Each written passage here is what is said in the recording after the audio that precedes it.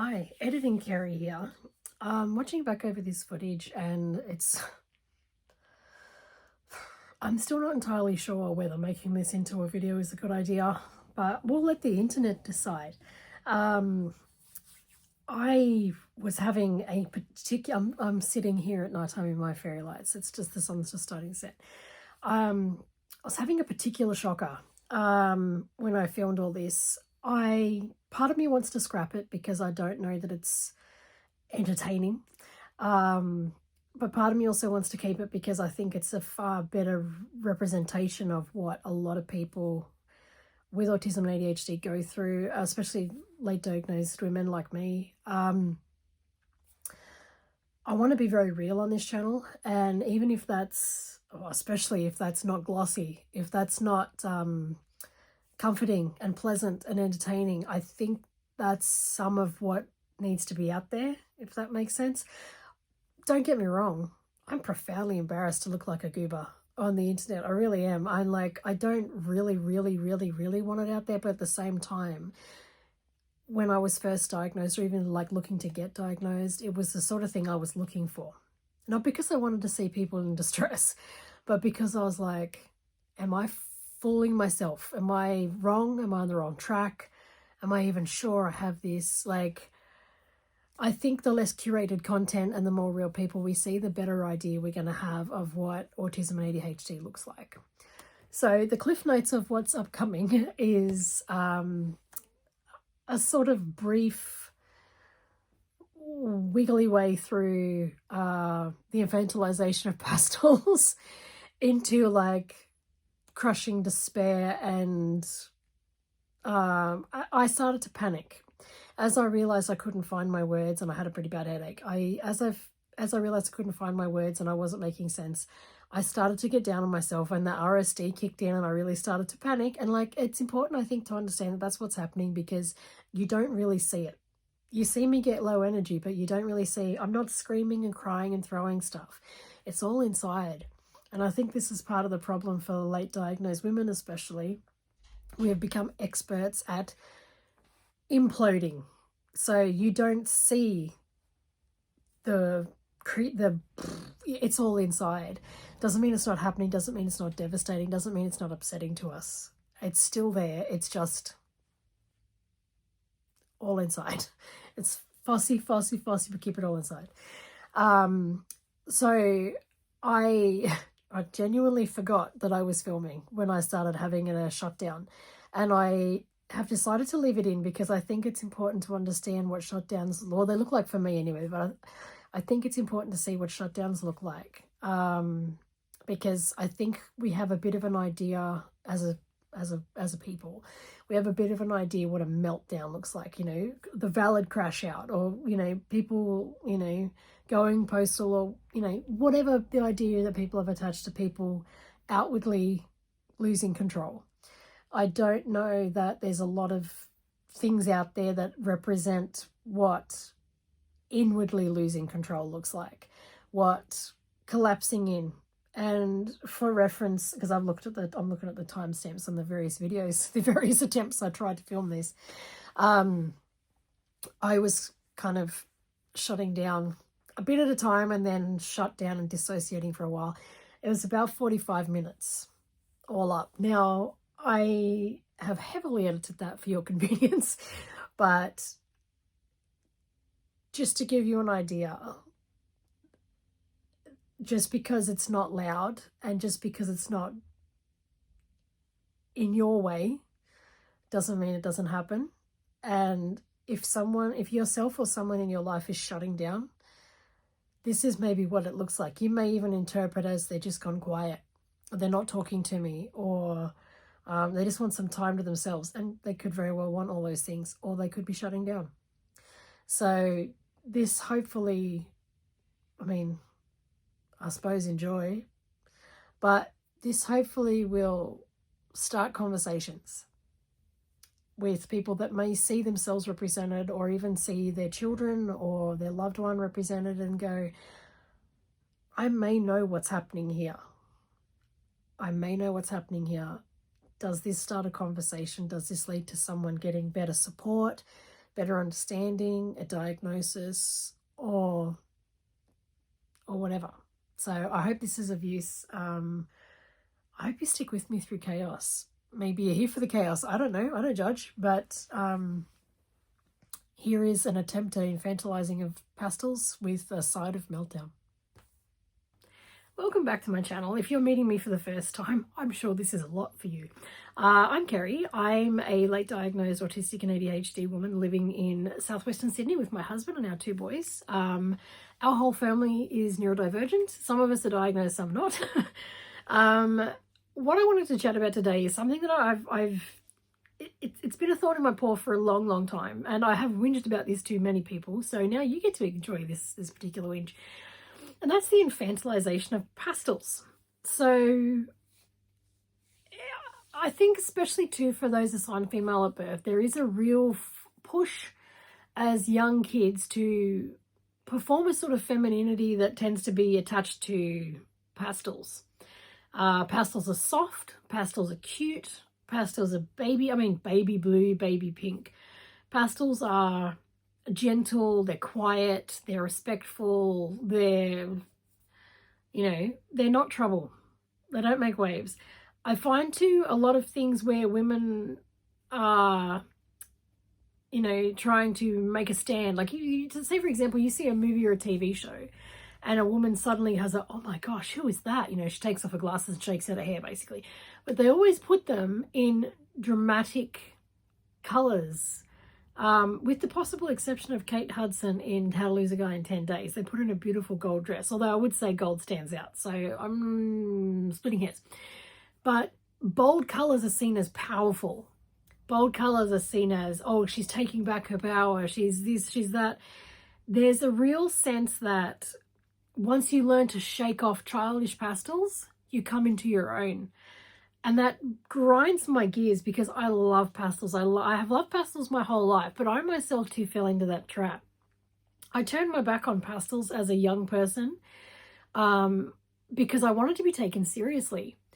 And when I was young, as I've said too, like the performative nature of femininity as a kid is, I want you in this cute fluffy dress. I want you in these sweet pastels. I want you in pink is for girls. Let's just put aside the profound foolishness of a gender binary. Let's just put that aside for a moment. We're just talking purely about colour. Also, my cat's on a mission to destroy anything within earshot of me today. So I hope there's not too much chaos going on in the background, but I make no guarantees. He's getting my goat this weekend. I lost my train of thought. That happens a lot. Get my squishy turtle. Yes, infantilization of pastels.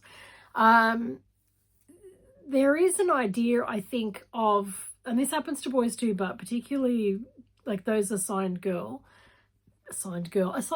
at birth. I do my best to get terminology right, but I'm also working with Windows 95 up here, so occasionally we crash. Lost my train of thought. Gosh, I'm on a roll. I've got a pretty bad headache too. This is what chronic illness and neurodivergence look like when they collide. Also, if this is the first time you're meeting me, yes, I do have alopecia. No, we don't know why. I have all of the reasons why I could have alopecia, so we don't actually know what's causing it. So good times. I've close clipped my hair because my scalp hurts when my hair is too long. So I've gone way off topic and I can't remember where I was going.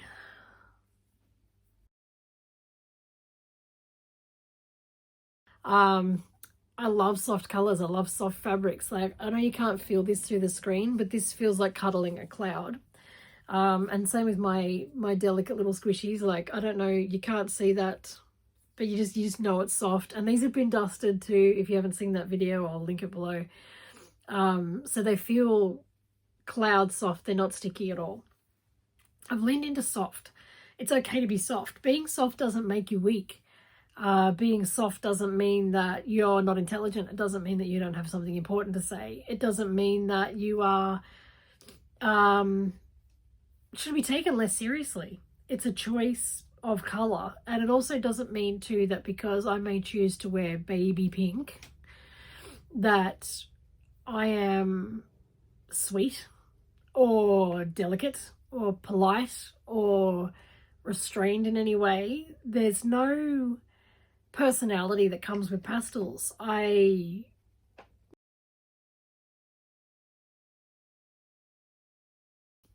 So this is my powerful strikeout for pastels. I love pastels. Like, I have my pastel squishies. I've got pastel wax melts. I've got pastel textures. I've got my pastel research. Smack myself in the head. I've got my pastel research folder. I've got my pastel notebook. It's got an axolotl on it. I've got, what else have I got? I've got my pastel ear defenders in my pastel bag. I've got my pastel happy planner. I made that, by the way. So if you want to see how to do that, it's actually quite easy. I like pastels. I like them a lot. They fill me with a calm and a joy that people get from listening to classical music. Like, there's the same sort of feeling that people see when they hear classical music, and they just get this wash of like buttery softness and joy and comfort. That's what I get from looking at pastels. Especially when there's more than one pastel. So something like that where they're all together. Straight into my veins. I love it so much. It just fills me with such peace that I can't even... Now I've got to put everything down carefully. This is all on my desk, right, you? It's taken me a while to make peace with pastels. I, especially as a young person, was so desperate to be taken seriously. One of the things that I did as a masking, I suppose, as a young person, is I was just as little trouble for anybody else as I could possibly manage to be. Doesn't mean I was perfect. I mean, I actively strove to be as little trouble as possible. I wanted to be quiet. I wanted to be helpful. I wanted to be all the things, which ironically fits pastels perfectly. But once I kind of wanted to be taken seriously, I didn't really relate well to children. I related better to adults. And adults seeing me in pastels really kind of telegraphed, oh, you're a young person. So I tried to be mature. Choose mature colors, dress maturely, don't dress like a baby, you know. Dress in a cool, responsible, mature way. I don't say alluring. That's not, no. I mean, just grown up way, you know, mature. I think Diane Keaton kind of grown up rather than like, you know, I can't think of anyone alluring. just not coming to my head. I've got a headache as well. I'm doing my best, but this is chaos. This is your first time here. I'm sorry, but it doesn't get any better. This is me. This is chaos. This is two different neurotypes fighting for attention in your brain while you also are chronically ill. It's a lot. So yeah, I'm kind of now, I'm in my era, my effort era, if you will, and I'm unapologetic. Try that again. I'm unapologetically leaning into things I enjoy, and by gosh, I like pastels. I still now have noticed how many things that are pastel are children's. So, so sorry. My throat is very catchy. I don't know why. These squishy toys in general, but these squishies are aimed at children. This was a children's bag. That was a children's fluffy axolotl notebook. These are children's ear defenders. The adult ones are like black. Why do we think that adults don't like soft colors? Why is everything for adults like gold, black, red? Like, yeah, they're okay. I don't hate them at all. I like those colors in certain things, and like, you know, when you want something that looks really opulent, I love like gold and red together is just peak, same as gold and royal blue. But why are there so few adult colors in pastel? Like this clothing, like the Kmart here in Australia, I don't know if you can sort of, hang on. This is the hypermobile part of hypermobile spectrum disorder. Pastel pink pants and pastel slippers. This is so unusual. Kmart actually came out with a whole line of like pastel and muted colors, and I lost my mind and bought just about all of them. It's very unlike me to buy clothes. I also buy most of my clothes secondhand because I hate what's out there on the market. But it was so rare to have so many soft neutral colors in adult sizes. That's just so unusual. You see it, and you walk through the kids section and you see lots of like fairy princess, you know, sweet little candy fairy floss colors for kids. And then you go walk into the adult section and it's like, you're going to want boring, responsible work clothes. And then we're going to let you like branch out into something that's scratchy and shiny. Why? Like, why is there no pastels for adults? Why do we assume that adults that have pastels are being childish? Why is an age attached to pastels? I don't know. I don't have answers. This is like a genuine question. Why would someone see an adult decked out head to toe in pastels and go, maybe there's something wrong with them? Like, maybe there's something wrong with you. Why is liking soft colors so antithetical to adulthood? I don't understand that. I don't understand it. That's my whole point of this video. I don't understand why pastels are looked down on. I don't. I love them. They bring me calm. They're so pretty. They're so quiet. They're so soothing. Why is there a big push to not let adults have pastels? I don't know. I don't know what I'm doing with this video either. I don't know whether I'm going to scrap this video as well, or if I'm going to mash together the two types of video that I filmed before and this one, because this one's too low energy and the other one was too high energy. It's like ADHD and autism made a video. Not everything's going to be gold. Not everything's going to be gold. Not everything's going to be entertaining. I think that's really what I want to do with this channel, is be honest. Be honest and show people themselves. Show people what it's like to actually be inside the head of someone with autism and ADHD. Especially someone who's late diagnosed and just has no instruction manual. Because they've been doing everything wrong their whole life, and now all of a sudden they've been told, no, you weren't doing anything wrong. You're trying to do it your way. You were trying to squeeze into a box that never fit you. And you're trying to wrap your brain around a completely different reality. And pastels bring you a fair bit of comfort doing that. I don't know. I don't have an answer. But I'm going to have a sip of my tea from my Care Bear mug. Because Care Bears.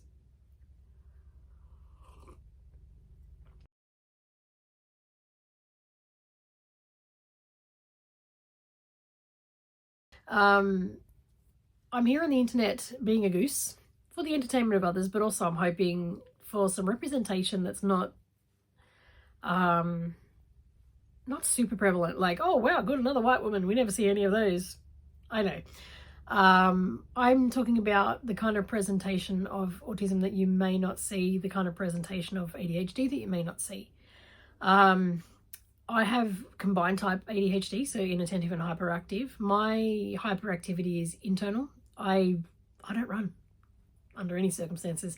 A lot of that is the multiple chronic illnesses I have, including hypermobile spectrum disorder, also known as HSD, which is basically hypermobile Ehlers-Danlos syndrome, and hopefully is going to get reclassified in December and not made worse. That's a whole other rant. Anywho, lots happening. Lots happening. My hyperactivity is mental, basically. My inattentiveness is also mental. Like, from the outside watching me, you wouldn't know I was hyperactive. I'm fidgety with a turtle out of frame, like you would not believe. But we see ADHD, I think, presented a lot as like on the go. Oh my god, my brain's racing. I do get that. When I get a smack of dopamine, I tend to speak at the speed of sound, which is dumb because sound is traveling. You know what I'm saying? Like, fast. I've also got a bad headache at the moment, so the gears are turning a little slowly. I tend to process things so fast, so, so, so fast. And like, that's not a humble brag. I'm like, that's a problem. Because it's not just like, oh, I came to the answer before you. Like, it's not a superpower. I process everything. I'm hearing the helicopter going across the top. I mean, that's a bit of autism as well. And this is the problem too. I don't know how to separate out autism and ADHD because they're both in my brain. So I don't really know who's driving at any one time. But I experience a lot of mental hyperactivity, which means I can't let things go. I'll think of something and it will not leave my head. Like, I'm gonna think about it 60 ways from Sunday all day, while also running something else, while having a song in the background, while listening to a conversation, while typing. It sounds like great multitasking. That is profoundly overloading the system. Like, this Windows 95 was not meant to run that. You can maintain that for such a time and then it falls apart, which is where burnout happens. And I think one of the things I've noticed is a lot of people talking about the so-called positives of ADHD and autism, and they're only positives as far as they benefit other people. So, you know, my ability to lock in on something and never let go, well, that's super beneficial as long as it's for someone else. And it's like, yeah, but what if my ability to lock in and not let go is on a TV show that I can't stop watching? I'm tired and I want to go to bed and I can't press stop. I've got to keep watching because I've got to find out how it finishes. Like, no one's calling that a superpower. You know, employers aren't like going, oh, fantastic, I so hope you come to work tired the next day because you went to bed at like 4 a.m. because you couldn't stop watching 24. This is back in the day. You know, it's not a superpower. No one likes that. And like, if you can actually direct the hyperfixation, that's great. That's so great, but that's rare. Like, I know people that take medicine for ADHD, which I don't. I'm not medicated for ADHD. Not that I don't want to be, I don't know whether it will benefit me. I've looked at the pros and cons of medicine and I don't know that it will benefit me, because really the only purpose to medicate ADHD for me would be to benefit other people. I don't see that is really necessary. I take 8 different medicines for allergy-related conditions. I don't need to add a 9th just for other people. Like, that's madness. So I'm like, no, I'm good. I'm not kidding. I take 8 different medicines for allergy type stuff. Pastels, a hell of a thing. I've lost my train of thought, which happens a lot too. That's not a superpower. That tends to make people think that there's cognitively something wrong with you. If you trip over your words, if you struggle to get to a point, you know, if you don't make constant eye contact, all these things, they're not superpowers. They're not things that you're encouraged to do. They're things that I've managed to get this far despite. I don't even know what this video is about. I've tried to film a few things so far today and none of them have come together, and I feel myself low energy and whingy, and part of me wants to go, well, that's okay because that's real. That's what it's like. And it's like, yeah, but who's going to want to watch that? Who's going to want to watch low energy whingy stuff? They're going to want to watch someone who's dynamic and teaching them something. And I don't know if I'm saving this video either. That's like the 3rd video in a row that I've tried to film and that I may not keep. I just don't know what to do. Got a bit of a headache. Well, not a bit. Got a headache. I also downplay a lot of my symptoms, which is silly because I have the most supportive husband in the history of people. He's fantastic. He's the one. He's the one people look for when they want a good man. He's the one. And he's such an enormous support to me, and so patient, so kind, and just takes all of this shit in his stride. Like, he got bait and switched. I was such a fun, vibrant, dynamic young person, and like 24 years later, I'm very different. I'm a lot more like real me, and he's just even more enamored of me, if that's possible. So get yourself one of them. Hang in there. They are out there. I don't know what I'm doing. I'm kind of tired, but not really. My brain is mush.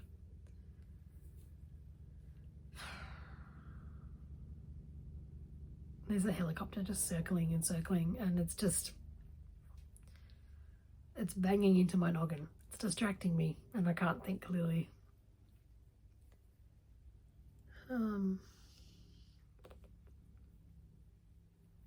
My cat's asleep in the window in the sunshine.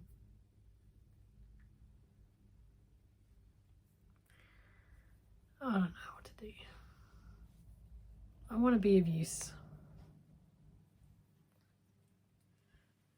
I want to be of use in the world. I want to be of use on YouTube, and I'm not feeling it. I don't want to get rid of my channel, don't get me wrong, but I'm just having a bit of why bother today. Like, there's so many other voices out there that are presenting so much better than me. I don't really see, there's no need for me. Like, the internet doesn't need more white voices. So, I don't know. I don't know what I'm doing.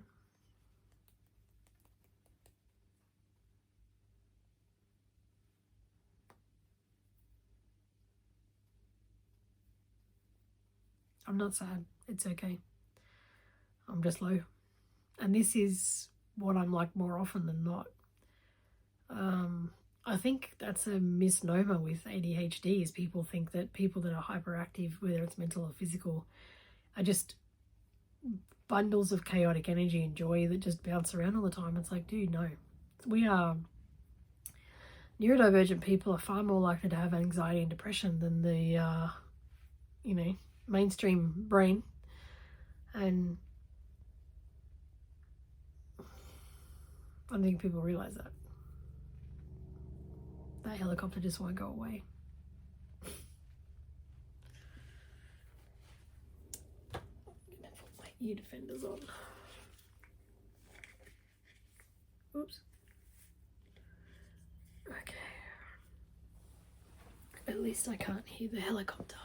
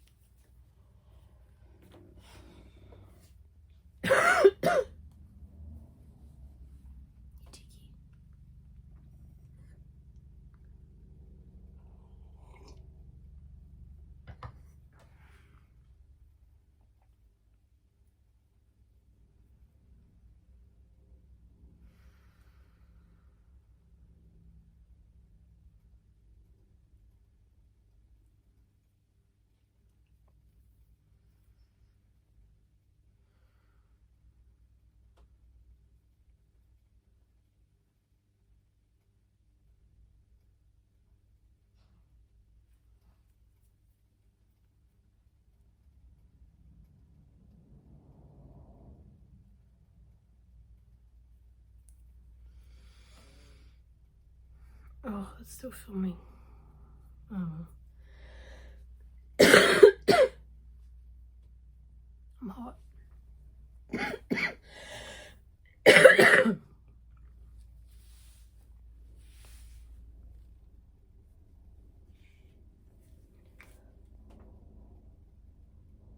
Still with the helicopter.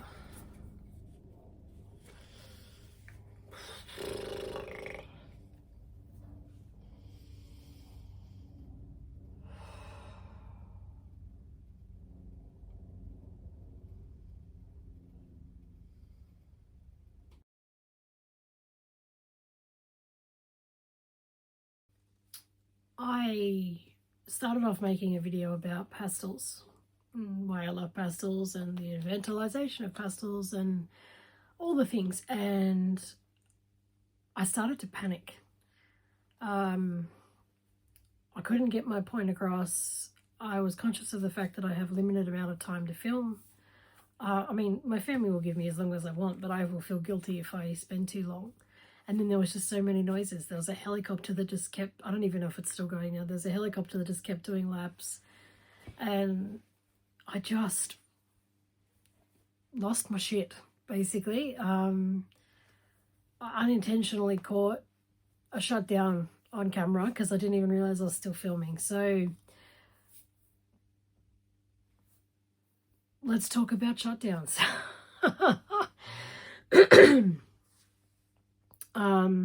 Hi, if you're new here.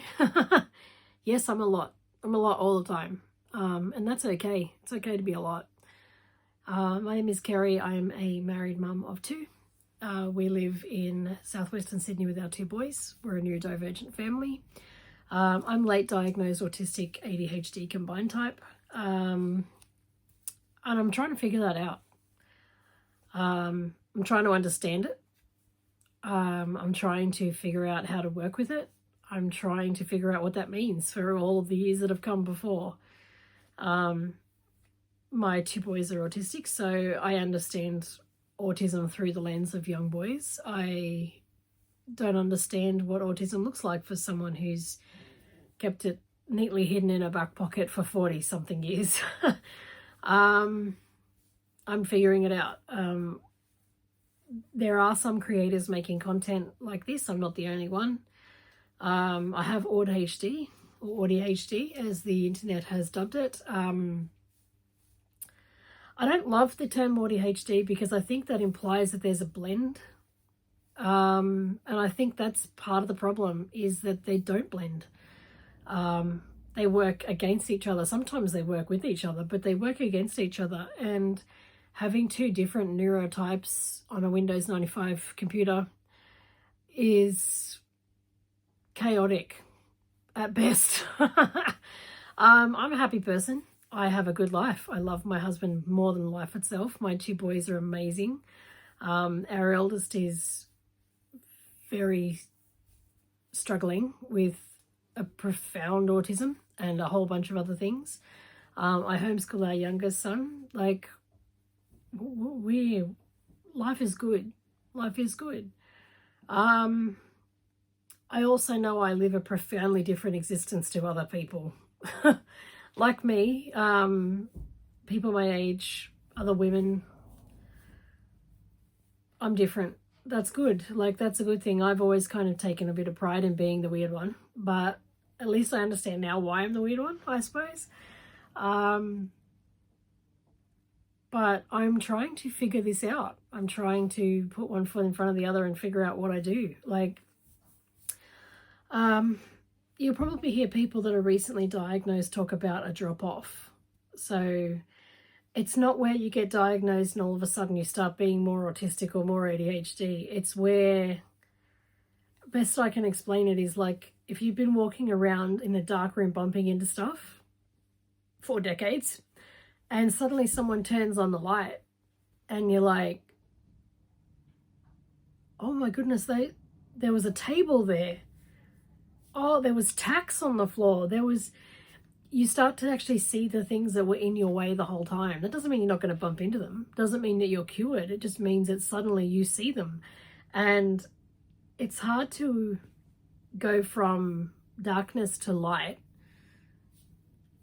and not react. Just go, oh well, la la la la la. Like, bless anyone that can just downshift that fast. It has,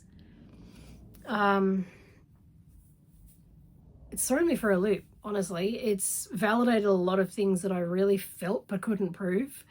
Like my sensory problems. Like, they have been a big issue for me for many, many decades. And I understand now why. And I also understand how I can help myself with them.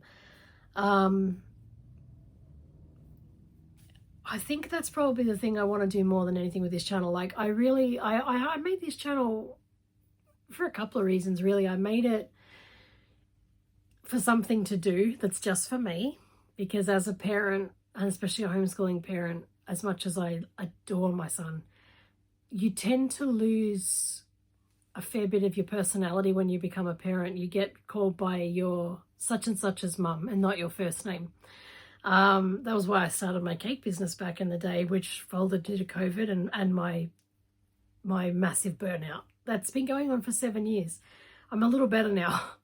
I'm also chronically ill, which adds another layer of to all of the Michigos. But also, I throw a lot of Yiddish out there for a shiksa.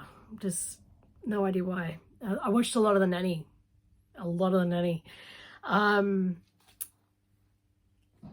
I hope I can give people information. I hope people can see themselves represented. I don't know where my head is at today. I don't even know if I can make a video out of any of this drivel, and I can hear noises.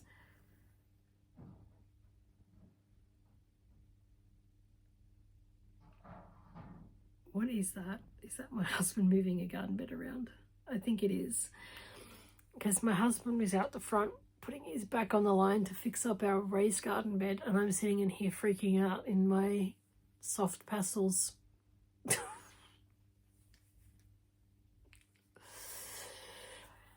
It's hard to feel like a valuable member of society sometimes. There's my husband right up against the window. He can't see me because it's frosted, but I can see him. He's so handsome and so helpful. Oh man, I struggle with being I don't know, not good. Struggle with being trouble. Good trouble. I don't know what to do with myself. I don't even know if this is going to be a video. I keep saying that, and yet I keep filming.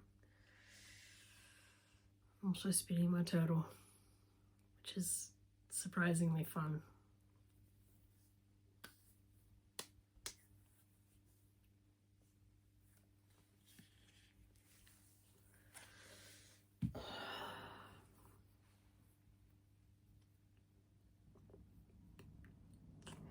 I'm comforted by ear defenders, but they make it hard for me to tell how loud I'm talking and what's happening.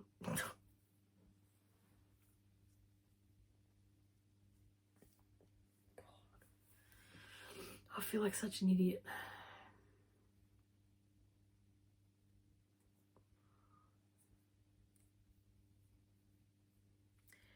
I don't even know if I should edit this and post this, because it's true. It's accurate representation, but is this really bringing anybody anything that they need? I'm at war with my pathological need to be of use and my desire to be real. I don't know what to do.